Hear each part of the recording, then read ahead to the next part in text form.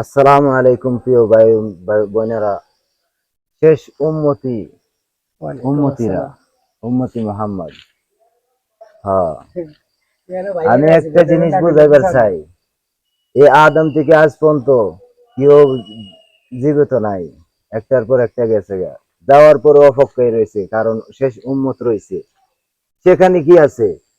আদম সে ভালো নেকি আছে, মা হাওয়ার মতো নেকি আছে, ইব্রাহিম আলী খালিলুল্লাহর মতো নেকি আছে, মুসা কালিমুল্লাহর মতো নেকি আছে, কারামতি আছে।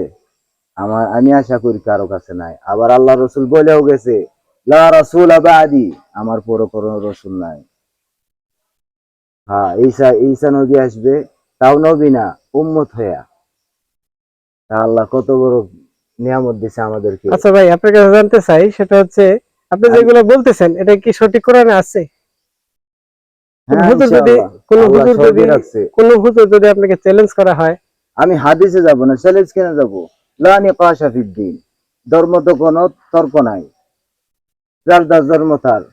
কুল ইয়া আইয়ুহাল কাফিরুন লা আ'বুদু মা তা'বুদুন ওয়ালা আনতুম আবিদুনা মা আ'বুদু ওয়ালা আনতুম আবিদুনা মা আ'বুদু লাকুম দীনুকুম ওয়ালিয়া দীনি।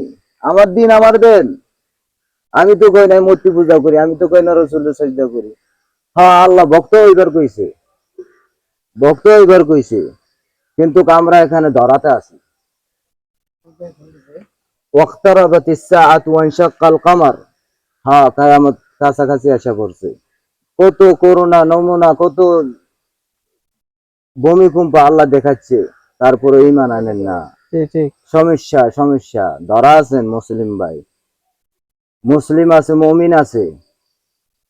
সে মুমিন আল্লাহর প্রতি যতটুকু ভালোবাসা আশা করে উম্মত, অতটুকু ভালোবাসা যদি পৃথিবীতে কারো প্রতি দিয়া থাকেন, তা আল্লাহ অসংখ্য ধন্যবাদ হইবে। তা আল্লাহ তো প্রথমেই শুরুতে দিয়ে দিচ্ছে, লা ইলাহা ইল্লাল্লাহ, মুহাম্মদ ছাড়া তো কলমা হয় না।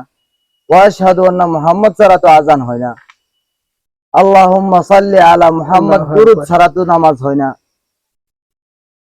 তো প্রিয় ভাইরা, আমার কাছে একটাই, আমি এতদিন জগতে আমি অনলাইনে আসতে পারি নাই, আজকে আসলাম ভাইয়ের মাধ্যমে, আল্লাহ একজন না একজন ওয়াসিলা দিয়া। হ্যাঁ অবশ্যই। আমার পরিচয় নেন, আমার নাম মাক্কি, ওরফে মক্কা, জন্ম মক্কা। আমি আশা করি আমার কোনো জ্ঞান নাই। ইন্নাল্লাহা ইয়াহদি মান তা ইয়াশা। আপনার মুখে তো সূরা ইয়াসিন শুনছিলাম। না, একটা আলহামদুলিল্লাহ, এটি আল্লাহর আপনি দান। সূরা ফাতিহাটা একবার বলেন তো। আবার ফাতিহাতে কি আল্লাহ সূরা ওইটা না? ফাতিহাটা বলেন, আপনি অর্থ বলা লাগবে না, সমস্যা নাই। পরে আপনি যেহেতু সুযোগ একবার পেয়ে গেছি, আপনার থেকে নেবো আলহামদুলিল্লাহ। না, আমার থেকে নেবেন কা? আল্লাহই দিবে ইনশাআল্লাহ। রব্বিগফির ওয়ারহাম তা আল্লাহ ওয়াফু বলছে, আল্লাহ আল্লাহ তো ওয়াতাকাররাম। এটা সঠিকভাবে বলছে, আল্লাহ রাসূল হয়তো বলছে, যেহেতু আমরা অনেক কিছুই জানি না, যে তুমি যেটা জানো এটা অন্যকে শেখাও।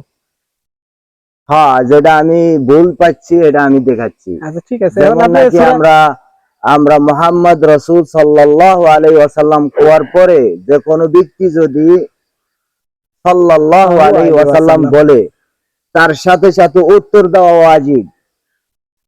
তার মানে ইমাম সাহেব যেটা কইছে সেটা না, ব্যাখ্যা মানে ভুল আছে। আমাদের সাল্লাল্লাহু আলাইহি ওয়াসাল্লাম বলা জায়েজ হইব না, জায়েজ হইব আলাইহিস সালাতু ওয়াস সালাম, ওনার প্রতি ছোট কইরা। আর যদি না পারে ছোট কইরা, পুরাই দরুদ পাঠ করতে হইব এখানে। কেন? সাল্লাল্লাহু আলাইহি ওয়াসাল্লাম, আল্লাহ ওনার প্রতি নামাজ পড়ছে বলছে। কেন আমি আল্লাহর উপরে ছেড়ে দিব? যেমন এক ব্যক্তি যদি সুন্নাত পালন করবা যায়, আসসালামু আলাইকুম, এটা সুন্নত পালন করছে।